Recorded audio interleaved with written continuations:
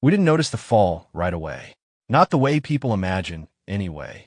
There was no martial law announced on television, no tanks in the streets overnight, no president declaring the Constitution suspended. That's not how it happens. It was quieter, slower, like smoke crawling under a door before the fire takes the room. At first, the signs were easy to ignore, maybe even justify. A few governors calling for domestic security expansions after another bombing in Phoenix. An uptick in arrests of anti-government militia affiliates, all of them with social media trails dense with violent rhetoric. Videos leaked of homemade drones being used to drop crude explosives at polling stations, or of religious cults holed up in barns, armed to the teeth, raving about deep state infiltration. It all sounded like madness, but the bombs were real. People were dying. Then came the boycotts. Europe went first, claiming U.S. instability posed too great a risk for trade. They pulled investment, froze contracts. China followed, citing security threats and human rights concerns. Brazil, India, even Canada turned cold. They didn't release me. They relocated me. That's the word they used, relocation. The woman who handed me the papers was dressed in civilian clothes, but her badge blinked blue when she passed through the scanner. You're being given an opportunity to contribute to national stability, she said. You're being moved to a unity labor zone. They shackled my wrists and ankles. No explanation, just protocol. I was taken with 8 others, all men, all in different states of decay. Some muttered to themselves, some just stared forward, eyes empty. I sat next to a man named Julius, who whispered that he used to be an architect in Chicago. I designed courthouses, he said. Now I dig holes. We rode for hours in a black van with no windows. At some point, I fell asleep against the wall. When I woke up, the world outside was red with dust, flat and empty except for fences and towers. A dry wind carved through the barbed wire like it hated everything living. They called it Sector C9. It was a former industrial site in upstate New York, surrounded by electrified fencing and watchtowers. The buildings were steel husks, repurposed for containment. There were no guards in sight, only drones hovering on silent wings, always watching. No trial, no release date, no crime acknowledged.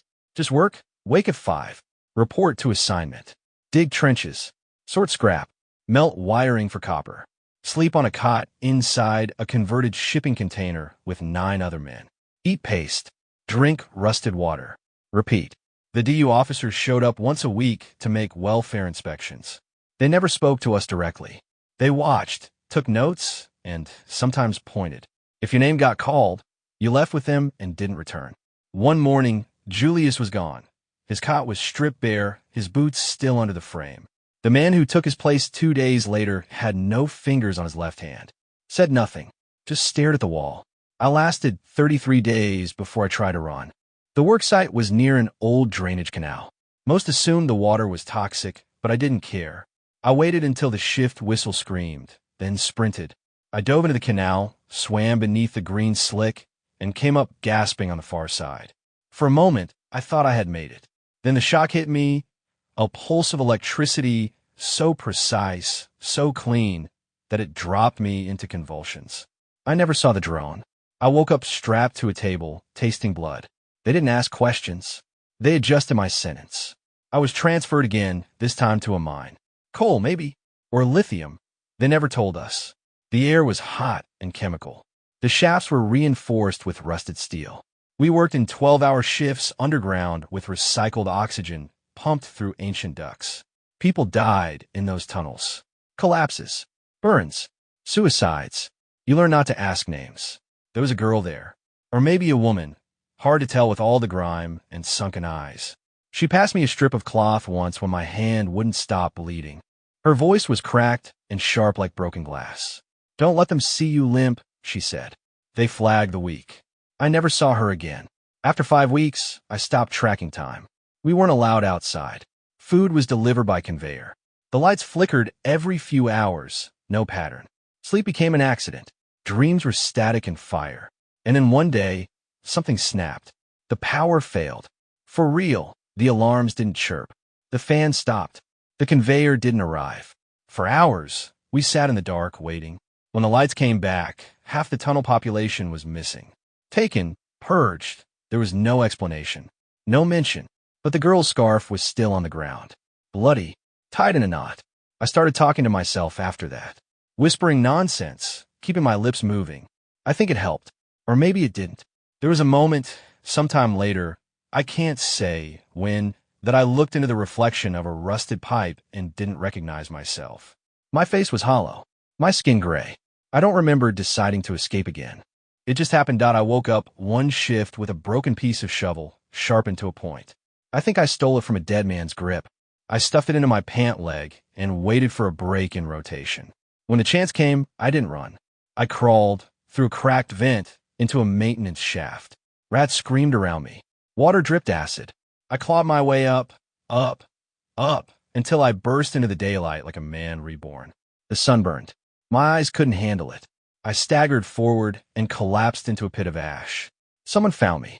That's the only explanation. Because when I woke again, I was in a different place. Warm, clean, quiet, a small room, white walls, a cot, a screen. A voice greeted me from a speaker embedded in the wall. Welcome to your transition unit. You have been selected for rehabilitation. I didn't believe it. Not at first. But the door stayed open. The food was real. The screen played videos, soft music, smiling faces, tutorials on how to reintegrate with the Unity lifestyle. The woman on screen was always the same. Soft voice, eyes too wide. She smiled like someone had told her to. You have survived the storm, she said. Now it is time to embrace the calm. I lived there for 14 days. Or maybe 30. I was given clothes. Let outside. I walked in a small garden with artificial trees. I was not alone. Others wandered too, like sleepwalkers, always smiling, always nodding. No one spoke unless prompted. I did what they asked, filled out personality metrics, recited national oaths, watched mandatory broadcasts. I smiled. I thanked them. I nodded. Until the night, I broke into the maintenance closet and found the files. They had been watching us, not just in the tunnels, but in the transition unit. Every room wired, every test a trick, every smile scored. My name had a profile, a number, potentially defiant, not worth redeployment, recommended, disappearance. The date was tomorrow. I didn't run. I knew what running brought. Instead, I sat in the garden that I waited. I smiled at the cameras. And when the guard came, I stood calmly. He was young, barely a man. His uniform crisp. His badge blinked blue. Time to return to your room, he said. I nodded, and then I drove the pen from my pocket into his neck. He dropped, gasping. I took his key card and ran. This time, there was no hesitation, no plan, just rage. I made it to the outer corridor. Alarms blared. The walls blinked red. A voice repeated, containment breach in Sector Delta. All units respond. I slipped through the last door before it sealed. Outside again, cold air, moonlight, freedom. But it didn't matter, because the second I crossed the perimeter fence, I felt it, the sting of something small and fast. The dart hit just above my spine. I dropped paralyzed, eyes wide, lungs frozen. The last thing I saw was the drone hovering above me, red lights blinking, and then nothing. I woke up in a hospital bed, but I wasn't in a hospital. No windows, no monitors, just a bed, a chair, and 2 cameras mounted in opposite corners. The light buzzed, too white, too still. The silence was oppressive. Like the room itself had no memory of sound. I tried to move, but my limbs felt heavy. Not weak, restricted that I looked down. Soft restraints looped over my wrists and ankles. Fabric, not metal. Gentle oppression. The kind that looks good on paper. The door opened after what felt like hours. A man stepped in. Mid-40s. Tan skin. Pressed gray uniform with a thin strip of black across the chest. A DIU insignia without a name. No rank. No flag. Just a symbol. A clenched fist inside an open eye. He sat. You've survived more than you should have, he said. That makes you a problem.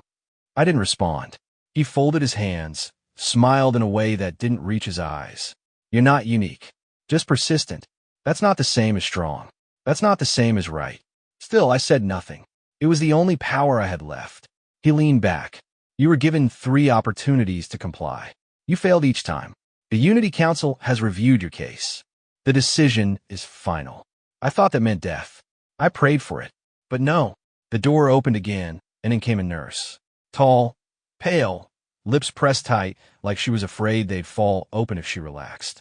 She wheeled in a machine I didn't recognize, tall, glass, tubes feeding into a steel dome. "This is reversion therapy," the man said. "It's not punishment. It's protection. From you. From your thoughts." They strapped something to my head. I screamed. It didn't matter. There was no one to hear. The pain wasn't sharp. It was total. It wasn't like being shocked. It was like being unmade. Like someone scraping language from your brain with a wire brush. I forgot my name. My mother's face. The sound of rain. I woke up again later, shaking. Different room, same light. On the wall, a screen flickered to life. A woman appeared. Not the same one as before. This one was older. Her voice firmer. The smile didn't falter, but the edges were colder. "Hello, citizen," she said. "You are safe. You are home." A beat passed. "Do you know your name?" I didn't answer. "Do you know your designation?" Silence. "You are Subject 29B. You were rescued from insurgent influence. You are now undergoing integration. Your purpose will be restored." That's when they showed me the footage. Me weeks ago, or months, or longer. Time was elastic now. I was on screen, tied to a chair, eyes wild. I was speaking, screaming. They played it on a loop. "I'm not your puppet. I won't be hollow. You don't get to own what I think. Cut. Rewind. Replay. Over and over. Until the voice sounded foreign. Until I stopped thinking it was mine. Then came the new lessons. They gave me phrases to repeat. Made me stare at symbols for hours. Lights pulsed in rhythmic patterns, syncing with tones that made my teeth ache. They taught me to recite the Unity Pledge. To smile when spoken to lower my eyes. Punishment came swiftly when I failed. And I always failed. Each punishment burned deeper than the last. Not physically, psychologically. They found cracks in my mind and pried them wider. I stopped fighting, not out of surrender, but out of necessity. I needed to survive. Long enough to find another crack. Another vent, another way out. And then one day it came. A technician forgot to log out of the access terminal. Just for a moment. But I saw enough. The schematics. The registry. Names. Numbers. My designation. And beneath it, one word. Experimental. I wasn't a prisoner. I was a test. They were studying failure. Pushing the edge of human resistance. Seeing how far a person could break before the mind ceased to be their own. There were hundreds like me. Most marked expired. I started playing along more convincingly. I passed their tests, smiled wider, answered faster. They were pleased. They began reducing my sessions. Loosen my restraints. Point one day, they let me dress myself. I was patient. Then came the visit. Not by a doctor, not by a technician. A man in a suit, civilian, red pin on his collar, the Unity seal, surrounded by 13 stars. He sat across from me and studied my face like it was a puzzle he already knew the solution to. "You've progressed remarkably," he said. "Subject 29B has shown impressive plasticity." I nodded. He smiled. "We've decided to move you to outreach." I didn't know what that meant. I didn't ask. They gave me new clothes, a bag, a bracelet that tracked location and vitals. No more chains, no more restraints, just open doors and smiles. I was driven to a city I didn't recognize. Glass towers, neon signage. Unity slogans painted across massive banners. Safety is obedience. Unity is peace.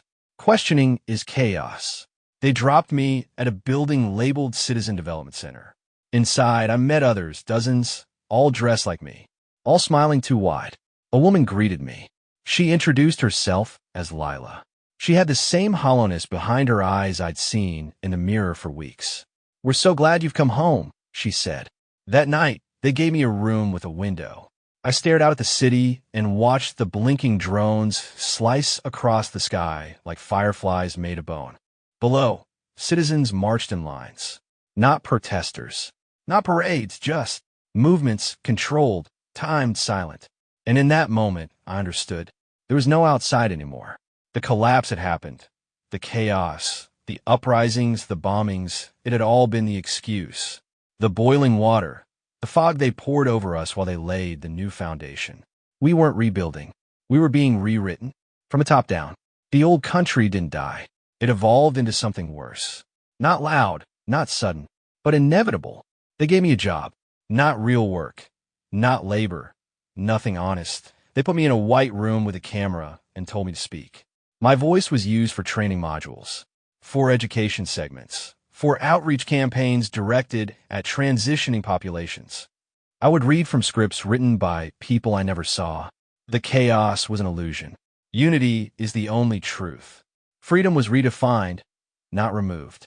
The council knows your pain. The council has your cure. I delivered these lines with a calm, clear voice. I didn't stumble. I didn't wince. I smiled, and they kept feeding me scripts. Sometimes they would alter my face digitally, change the skin tone, the eye color. My words were recycled into dozens of voices. Eventually, I stopped thinking about it.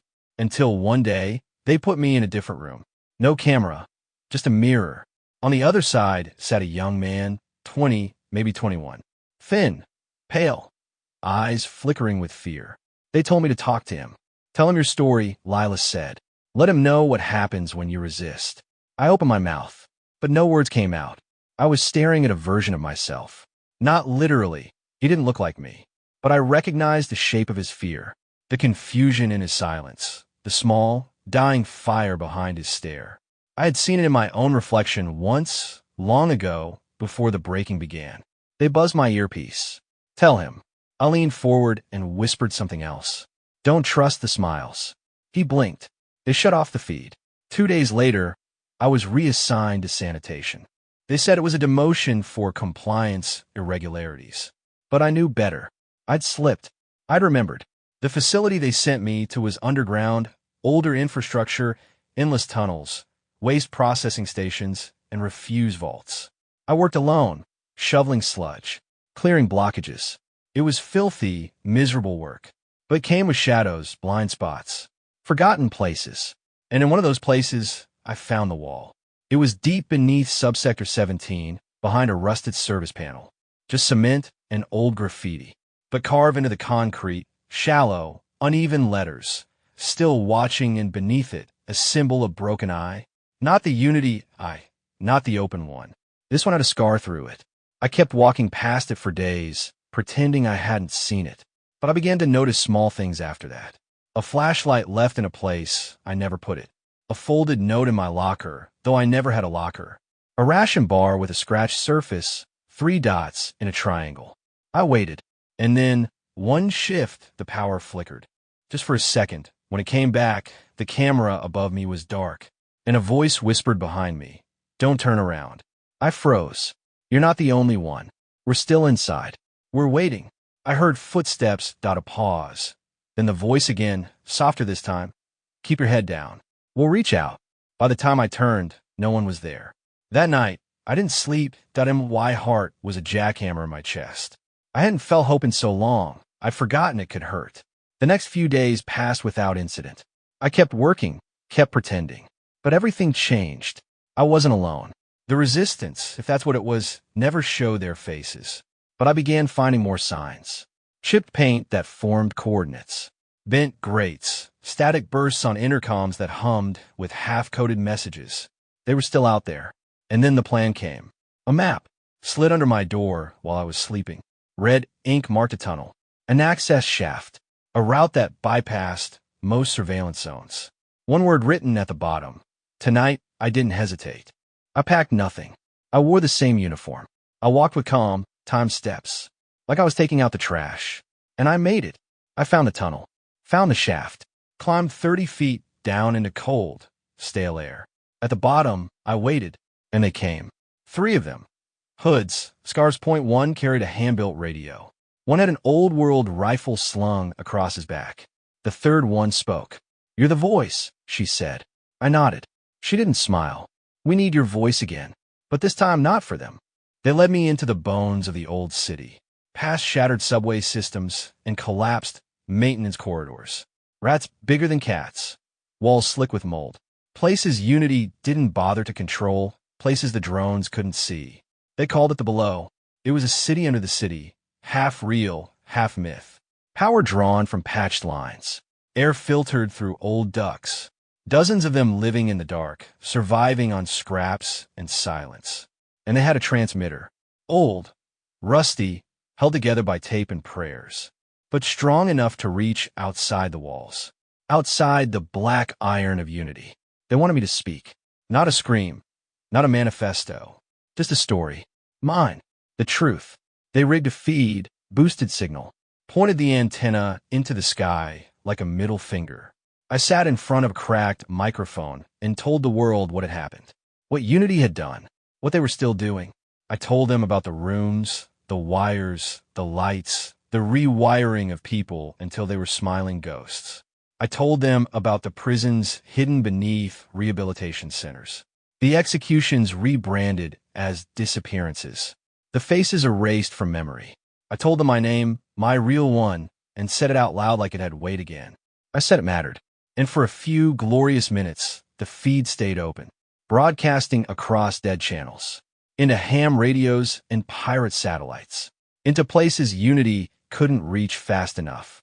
And then came the silence. The transmitter sparked, then died. A faint mechanical whine hummed through the tunnels. They found us, someone said. I stood up, and the walls shook. They came with gas. Not soldiers, not boots, just canisters, dropped through grates. No warning. The world turned green. Eyes burned. Lungs collapsed. I ran, stumbled, crawled. People were screaming, coughing blood, blind and lost. I made it to the emergency vent, crawled through, clawed my way up, burst into moonlight above a drainage ditch outside the city perimeter. Alive. Alone. Again. I walked.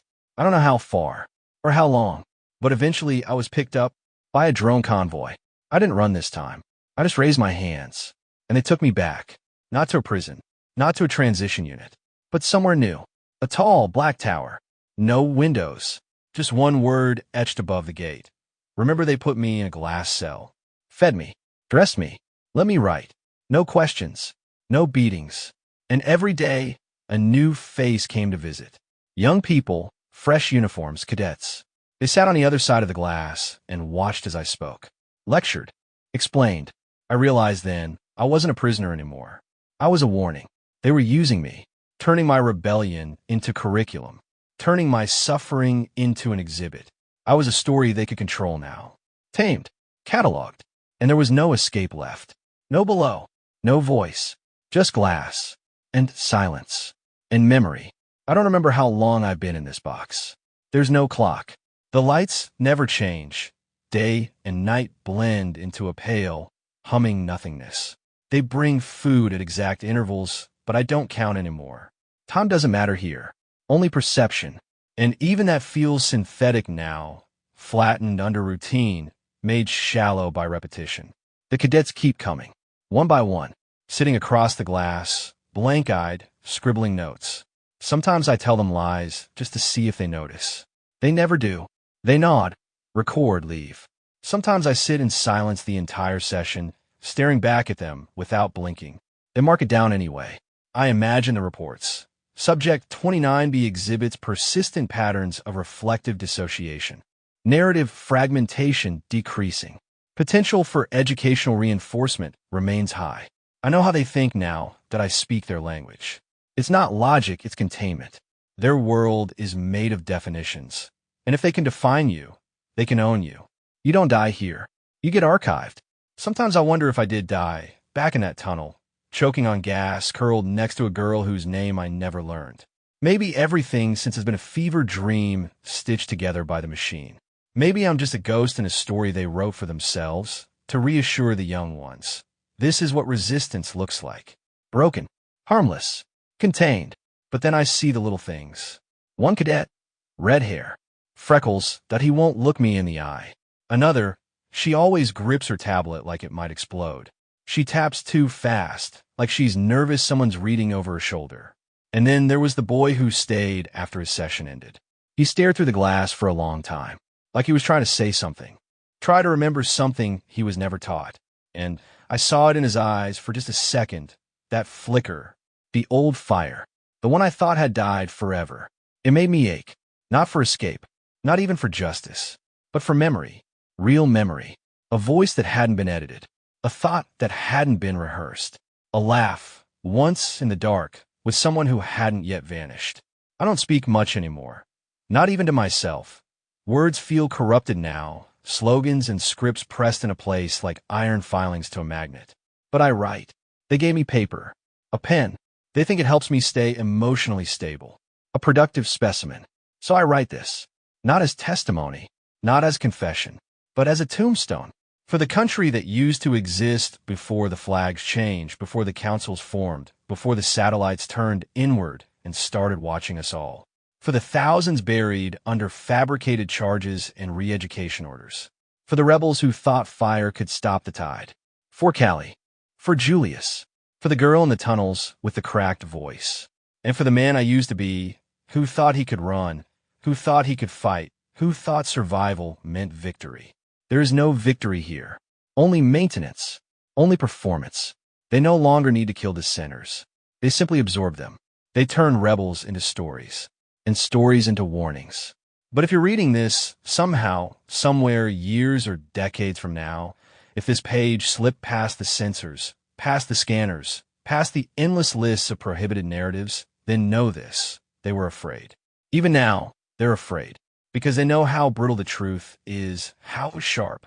And even a single word, real, unfiltered, could be a splinter in the skin of the machine. So if you found this, don't share it. Don't post it. Don't say it aloud.